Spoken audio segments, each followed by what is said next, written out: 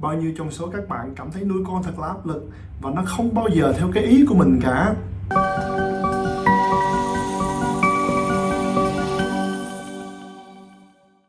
Vâng, tôi là ông Bố Tài, là sáng lập viên của hệ thống spa và dịch vụ y tế chăm sóc hơn 100.000 các phụ nữ và trẻ em trong suốt 8 năm qua.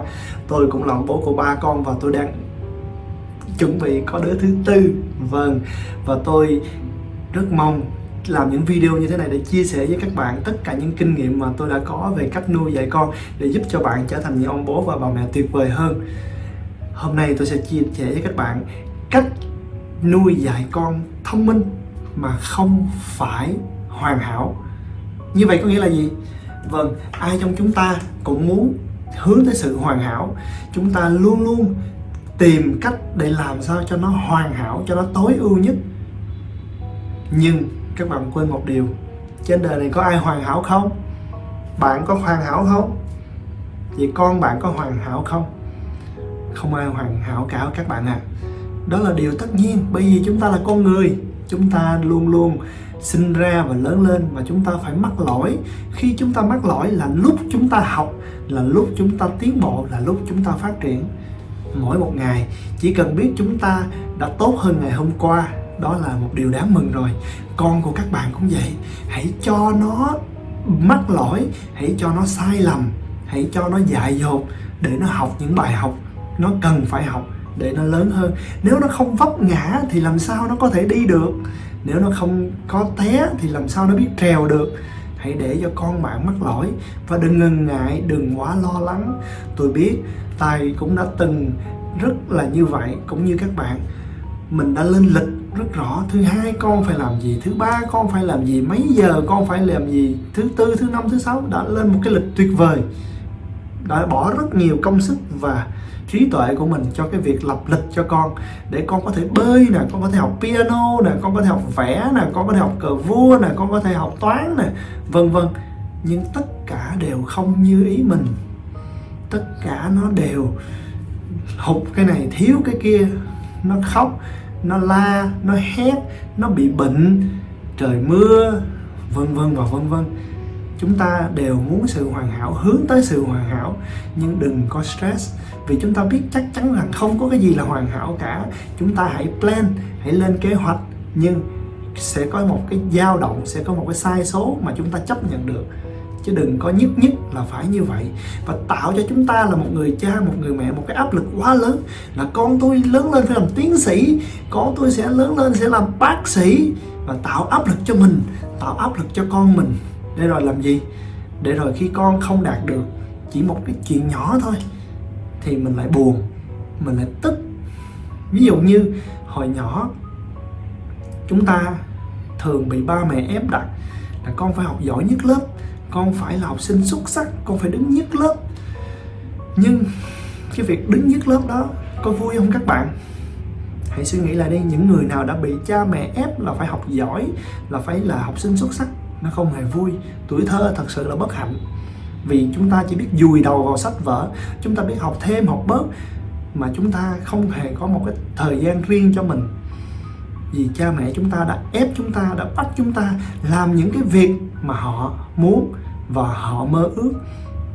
Và nay chúng ta làm cha mẹ, chúng ta lại tiếp tục mắc sai lầm đó sao?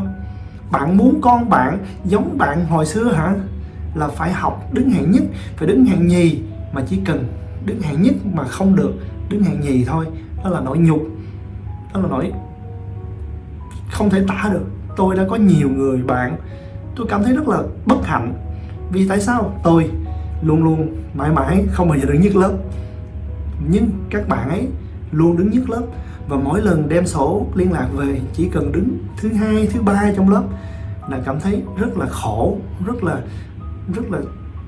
tội lỗi, và rất là sợ ba mẹ đánh mình, sợ ba mẹ mình la mình. Tại sao lại có một cái áp lực như vậy? Và hãy nhìn những người bạn của bạn, hãy nhìn chính bạn. Nếu bạn là những người hạng nhất, hạng nhì, hạng ba, nó có khác gì những người đứng hạng 5, hạng 10 hay không? Cái việc thứ hạng trong lớp, cạnh tranh trong lớp, nó thật sự không đem đến một cái sự kết quả rõ rệt, nhất là trong nền giáo dục Việt Nam. Nên những người sáng tạo, những người có những cái kỹ năng đặc biệt thì là những người có cái khả năng thành công, có cái sự sáng tạo, có cái sự hòa nhập, có cái sự dám nghĩ dám làm và có cái sự EQ. Thời điểm này EQ là quan trọng hơn IQ, có nghĩa là cảm xúc, trí tuệ về cảm xúc quan trọng hơn trí tuệ về trí thông minh. Nên ở đây Tài muốn nói với các bạn một điều rằng đừng ép con mình làm những thứ mình muốn, mà hãy cho nó làm những thứ nó muốn, và đừng gây áp lực cho chính mình. Bởi vì hành trình làm cha mẹ là một hành trình thật là vui, thật là hưởng thụ. Và hãy nhìn vào con mình, hãy từng ngày nó lớn lên, hãy chơi với nó, hãy dành thời gian với nó và hãy thương yêu nó. Các bạn sẽ thấy những điều thật tuyệt vời ngay tại giây phút này. Đừng kỳ vọng quá nhiều vào con mình, đừng coi con mình là một trò chơi, đừng coi con mình là một cái trang trí cho bản thân mình. Vì bạn nghĩ nếu con mình đạt được một cái gì đó thì mình sẽ rất là hãnh diện, còn nếu con không đạt thì mình không có được như vậy thì mình buồn. Tại sao? Con là con, mình là mình phải tự vui với chính mình và nó phải tự vui với chính nó. Không thể nào bắt nó làm theo cái mình muốn để mình được hạnh phúc được. Hạnh phúc là phải của nó phải tự tạo ra hạnh phúc của nó. Mình phải có hạnh phúc của riêng mình, và hạnh phúc của con mình sẽ là cái người kiến tạo, người giúp đỡ nó, chứ không phải là mình nhất là phải làm mọi thứ cho con mình. Hãy để nó tự do, hãy để nó sáng tạo, hãy để nó sai, hãy để nó có những cái lỗi lầm, để rồi nó học được những bài học, để rồi nó có thể lớn lên, để rồi nó trở thành những con người tự lập. Nên không ai hoàn hảo cả, đó là điều đáng mừng. Vì không ai hoàn hảo nên chúng ta tiếp tục học, tiếp tục phát triển, tiếp tục mắc sai lầm và tiếp tục học tiếp một bài học mới và lên một level mới. Còn chúng ta cũng vậy, hãy lấy làm mừng vì bạn thấy con của bạn chưa hoàn hảo, và tất cả những gì trên thế giới này nó cũng tương đối thôi các bạn ạ. Không có gì là tuyệt đối cả, không có gì là hoàn hảo cả, không ai là hoàn hảo cả. Nên hãy cứ bình tĩnh, hạ thấp hơn một chút cái mong đợi của mình, đừng quá cứng nhắc.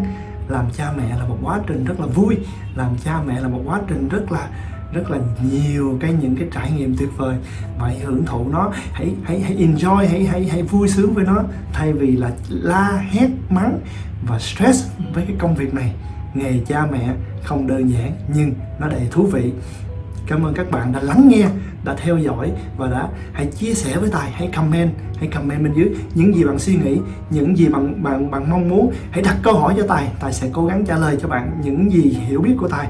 Vì Tài là một thạc sĩ quản trị kinh doanh, là ông bố của 4 con và có rất là nhiều sách vở Tài đã nghiên cứu và học cả online lẫn offline và từ những cuốn sách, và Tài mong sẽ giúp được cho các bạn rất nhiều trong hành trình làm cha mẹ.